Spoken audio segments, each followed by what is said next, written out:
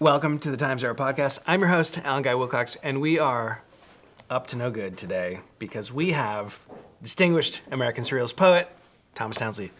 Tom, thanks for joining us. Thank you. Great to be here. It's fantastic. We're here in the New Hartford Public Library celebrating the happy anniversary of Tom's fourth full-length collection of poetry. I pray this letter reaches you in time. We'll drop some information below about where you can find a copy yourself. Okay, so let's jump right in. All right. Your work, as you've mentioned before, as we can see from the text in your previous books, stands at an intersection between surrealist poetry and language poetry. I was wondering if you could talk a little bit about that process, maybe give us a little definition of and distinguish one from the other. Sure. Well, the surrealist movement primarily began in France in the early 1920s with André Breton and the Surrealist Manifesto, and the basic premises that they originally set out with is to try to bypass the logical filter and somehow tap into the subconscious and bring out all of this imagery that you would normally think of maybe associating with dreams. So they used automatic writing, what we would call free writing today, probably. Just, go, don't stop, and see what bubbles up, And then the movement grew in France, and it spread, and you have all the wonderful Spanish and Latin American surrealist poets, Neruda and Lorca and so on, and eventually came to America and became really popular in the 60s and 70s with people like Charles Simic, James Tate. John Ashbery certainly tapped into surrealism too. The language poets got started in the 70s, late 70s.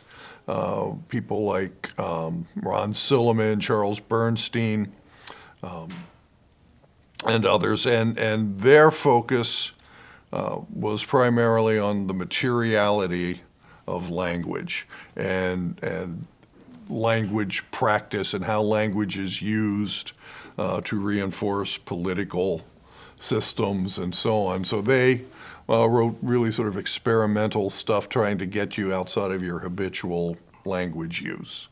All right. So even though they seem opposed in some ways, because I'm sure the language poets would reject that deep transcendental self that the early surrealists went after. They both had in common that they're using language in new ways and in ways that, again, get outside of the everyday cafeteria talk that we're accustomed to using. And surrealism, to go back to the first point you made, how does that interface with modernism? Because we remember Ezra Pound's injunction to make it new, and certainly that seems to be what's going on here. Yeah. Is there overlap in the Venn diagram between modernist poets and surrealists, or are they in separate camps?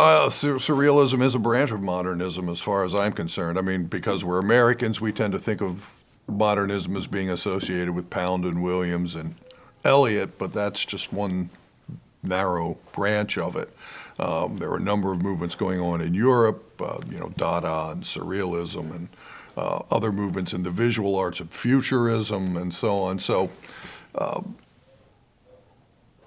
it seems to me that like Pound and Williams, their stance was to not trust figurative language, right? They wanted to capture moments and collage them and fragment them, but they were interested in getting to the image, right? The imagists and so on. Whereas the surrealists seemed to not trust any language that wasn't figurative. So, they didn't have a whole lot of overlap right away. And in fact, Dana Gioia says that surrealism really came to American audiences through cartoons first and through visual arts, Salvador Dali and, others. So and Looney Tunes. Yeah. So surrealism is part of modernism, but it was more or less a European movement and didn't come to our shores until well after Pound and Williams and Eliot had, driven in their tent spikes. Okay, so one more academic question, because you are a professor of English, before we get to your collection. But we clearly know there's a long kind of track record and history of people like Pound and Eliot and Stevens. And Stevens, but especially with those two, there's kind of a reactionary political agenda that has emerged. They're obviously different figures, but there's some overlap there. With surrealism, is there an endemic political program at work, or is it only true for some artists and not for others? Well, with Breton and Benjamin Perret and a lot of the early surrealists, they were affiliated with the Communist Party.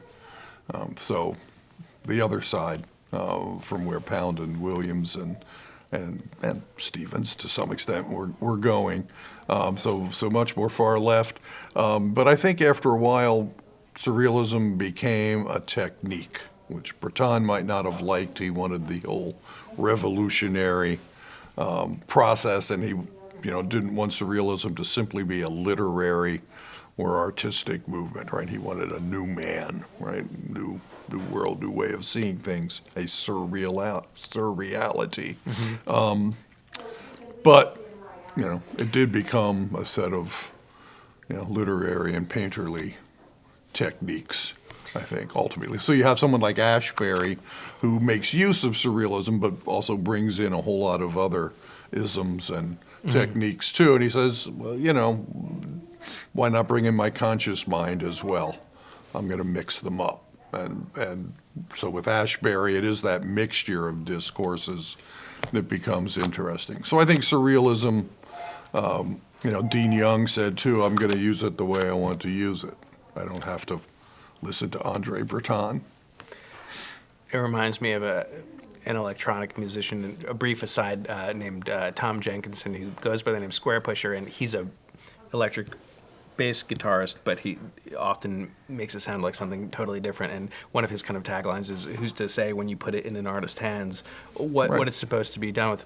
But a final kind of point here is, one thing that's emerging, though, is that as different as they may have been technically and even politically, they both seem to emerge simultaneously out of World War I and the kind of rubble as kind of reactions to a new age and the heap of broken I think images. they're both sort of anti-bourgeois society, the society with its slogans that had led everybody to that war, Right. And then the trenches deconstructed a lot of those slogans and ideas. So they have that in common. They just kind of took different political stances as a consequence of that. I heard a historian say, and I'm not sure if this is still true, but it felt true 10 years ago when I heard it said, that World War II had been solved in many important respects. Fascism and Nazism had been properly debunked and defeated, but the ramifications of World War I continue. Ironically, that we're still grappling with it, whether it's the carving up of the Middle East or the kind of... Well, I don't know that fascism has been defeated Right. these days either. But, Right. Yeah. Well, on that chipper note, let's turn to your poetry. Would you Okay. mind reading a poem for us today? Sure. I'll actually start with the last poem in the book, and this is called "The Ordinary," right? So, which will probably have ironic overtones by the time they get to this poem, but A book that is rarely ordinary. yes, right. So, "The Ordinary." The moment for which there is no name passed. I had erased all I wanted to, maybe more than I needed to. The sunlight slanting through the trees made no promises, while around the feeder, small gray birds huddled like Dickens orphans. The blue sky stretched tight as a drum above me, no clouds for Baudelaire. I could feel the medicine taking effect. My heartbeat slowed. The ordinary descended. Ordinary dew on ordinary grass, ordinary gutters, ordinary houses on ordinary streets, ordinary dogs barking, ordinary children shouting. Everything seemed so easily named. How could anyone bear it? The ordinary is allegorical too, said the angel crouched in the briars. The gray birds lifted as one and began to circle his head. Shh, they said, shh.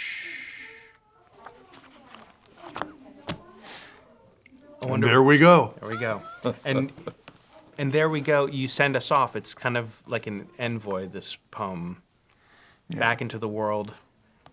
And then with the miraculous final word, shh. Yes, yes. I thought that was a good word to end a book with. So.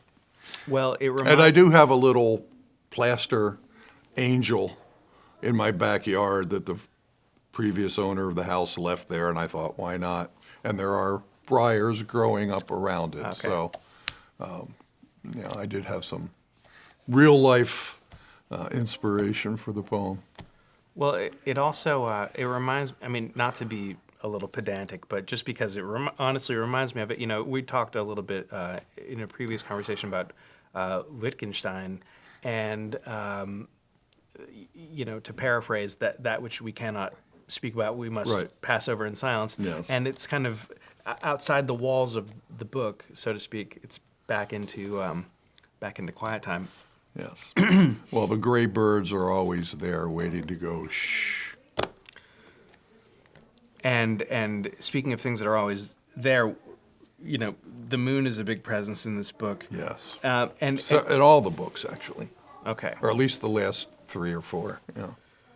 So, help me understand a little bit, without a magician revealing his trade secrets, a little bit about your process, because one thing I think you do a really uncanny job of is at selecting images, morsels of language that kind of, as you said before, aim for the amygdala, but we don't get the comforts of. We don't get the padded pillows and life jackets of narrative. We're kind of cut adrift, and we have to use our own intuition to navigate the poetry. So how did you find this admixture? Well, I think a lot of it is trying to dream while I'm awake. I don't usually set out with any kind of clear idea. If I'm lucky, there will be some kind of phrase or image that pops into my mind that I'll use as a starting point. And sometimes my process is to say, okay, now what would be something completely different to follow that with? And to, be deliberately as disjunctive as possible, because, I'm still thinking of these things, so maybe there's still something that connects them. But the further pulled apart the images are, right, and this is a surrealist premise, right? If you, the typical metaphor, is to point out similarities between the tenor and the vehicle, but often the surrealist metaphor is to show how far apart you can pull them and still have a spark. That's the trick. You got to still have the spark there, and then to just keep doing that. So I can't say I have a worked out process, except I just try to raise the antenna out there into the night and wait for the signals to come in. And a lot of that is fueled by reading that I've done also. So, I don't think this would be happening if I hadn't read a lot of surrealist poetry first. Something that fascinated me about what you just said was this notion of the spark. And I think I have some concept of what you're talking about, and I think our listeners will also have. But maybe you could talk a little bit about, if we could kind of drill down into that for a second. What is that? What is that moment? What is that? What is that? We know when it's happening. Right. Can we say anything else? I don't know that I can paraphrase it. It's like when a spark jumps over the synapse in your nerves, and it makes a connection so that you can move. I I can't explain it. Like you say, I know when it happens, or usually I do. Or sometimes I'll be reading back over it later and say, oh, maybe it didn't happen there, and have to play around with it. But it's mysterious, and I guess that, because if it's coming from the unconscious, right, if that idea is grounded in any kind of reality, then I wouldn't be able to explain it anyway. But there is a practice in place, because you do talk about Yes. dreaming out loud. Right, And so right. it's, I don't know. It's funny- like being a medium, right? My previous book was called Holding a Seance by Myself, Right. and that's as good a description of the process probably as I can come up with. So a related question would be, and I'm not sure, on the one hand, I think maybe you have a lot to say about this. On the other hand, it might be a question that you're somewhat allergic to. We'll see. Okay. Which is there a role that you envision poets taking in the world today? Because even, just to set this up a little bit more, even 25 years ago, certainly 50 years ago, before even cell phones and the internet and the rest of that, the culture had a very different, we leaned on poets in a different way than we do now, where they're maybe thought of as in the ivory tower, or kind of at arm's reach from, this certainly isn't the case universally, but how do you see this playing out? For me, the poet's role is to write poems and to try to be attentive to the language, because a poem, I think, should defamiliarize, to take a term from the Russian formalists. It should make strange in some way. And as far as any political import or any, self-expressive, emotional baggage or what have you, that's going to be up to the individual poet and the kind of poems they write. I don't want to be prescriptive, saying that everybody should write the way I do. I mean, actually, I don't want them to write the way I do. So the obligation is to writing poems and to the language, and whatever's entailed with that for any given person. With this fourth book, you've really established a program and a body of work as a poet, and there's a kind of mysteries surrounding poets who can create those kind of achievements, and so we look for other inputs, and some of them might come from the biography or from other work that you've done, and certainly I know that you've spent time in Florida as well as upstate New York. You're from Pennsylvania. But one of the things that I just wanted to touch on was that you're also a blues musician, harmonica player, and have done that for many years and have released a bunch of records. And I think just something I wanted to float was that, how do you see the relationship between, if there is one, certainly you embody both practices, both disciplines, both art forms. So is it a different side of the brain? Is it a different you? How do you see these things? How do you reconcile them? That's a good question. Paul Garon wrote a book called Blues and the Poetic Spirit, and his primary thesis is that blues is a form of surrealism. He's focusing more on the lyrics, I think. It's an African-American working class kind of surrealism, but in the best of those songs, there's strange images. Night Rider, ever wake up with bullfrogs on your mind? Right? Some of the Robert Johnson songs. Johnny Shines, we're going to ring silver from the moon. So there's night imagery, and this is certainly a aversion to the, bourgeois class, the white bourgeois class there is evident. And Garon was part of the Chicago Surrealist group with the Rosemonts and so on. So he has some interesting theories about that. But for me personally and in my practice, I kind of keep them separate. I'm aware of those things happening in the blues music, and certainly improvising a solo is a mysterious process, just like trying to tune into these strange frequencies to write poems is a mysterious process too. And I try to keep them mysterious. I don't want to think too hard about it because the surest way for me to fail is to have a great idea. And now let's congeal it in some writing, you know. It's like watching your fingers when you play the piano. You know? So to me, they are somewhat compartmentalized. But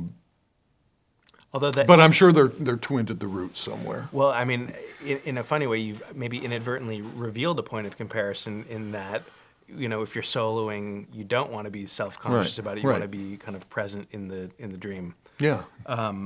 That's great. So this collection... You can't will yourself to a flow state, right? If only one could. Yeah, I know. It'd be great. But if everybody could, then what would be the point? Right? We wouldn't be tuning in for as much professional sports and live music because exactly, we could do it ourselves. We could do it ourselves. So the title of the collection, I Pray This Letter Reaches You in Time, is another morsel of language certainly aimed at my amygdala. And I wondered if you would read the poem that it comes from. Okay. Suburban Rhubarb. I would be happy to. Yeah, this is an example of one of the poems where every line is kind of a different image and idea, and whatever connections are there are deeply implicit, put it that way. So, Suburban Rhubarb. Mothers basting the geoduck. The Reformation has run its course. Imaginary nasturtiums line real trenches, or so we believe, hey-ho. These Hessians are known for their elaborate centerpieces that make use of fingernail clippings, live sea urchins, and 3 kinds of granite. An aggressive and playful luxuriation in the non-representational is characteristic of late capitalism, said the fictitious lover to the platitudinous mob. Who doesn't have an Uncle Ulrich? Thursday deposits its lawn clippings on my tongue. The canvas cries out for more titanium white. Who is that pallbearer no one recognizes? Why am I developing an antipathy to certain birds? Come dusk, the communion wafer truck will prowl the cul-de-sac, searching for lost souls. I pray this letter reaches you in time.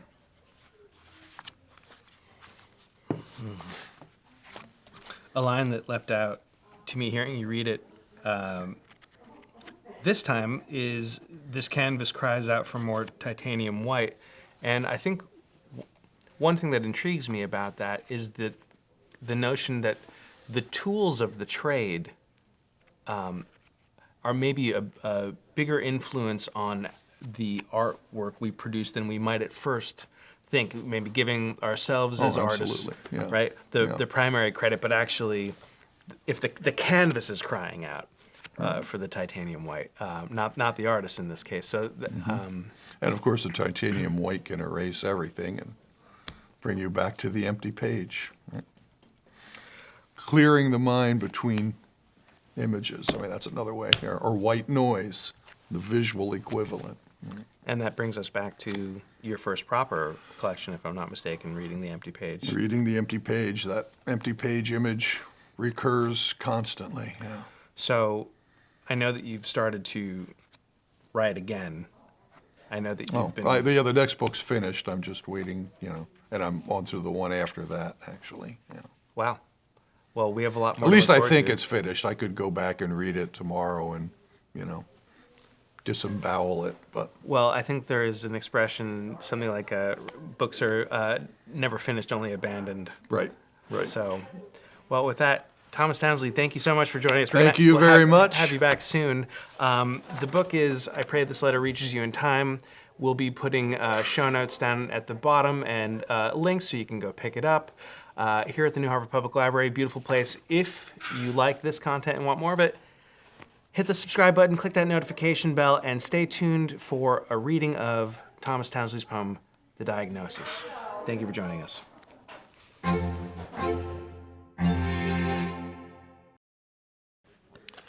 The Diagnosis. 1.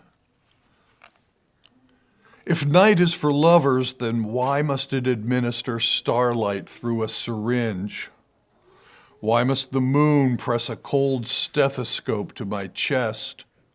And you, with your 4 dipsticks, one for each humor, you've been dog-earing pages in the book of symptoms since the night you called me Stammering Pete.